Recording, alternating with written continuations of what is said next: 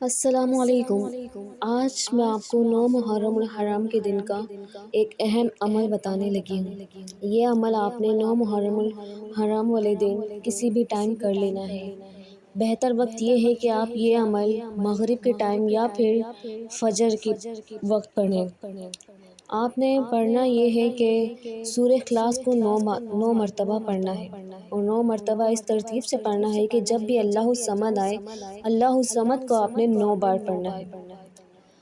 آپ کو بتانے کے لیے میں یہ پڑھ لیتی ہوں کہ آپ نے کس طریقے سے پڑھنا ہے۔ بسم اللہ الرحمن الرحیم۔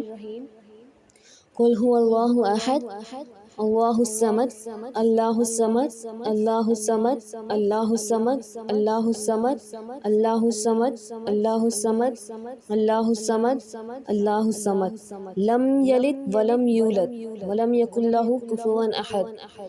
آپ نے اس ترتیب سے سورہ اخلاص کو پڑھنا ہے۔ سورہ اخلاص پڑھنے کے بعد آپ نے اللہ کی بارگاہ میں ہاتھ بلند کر کے اپنے نصیبوں کے لیے دعا مانگے، اپنی پریشانیوں کے لیے دعا مانگے۔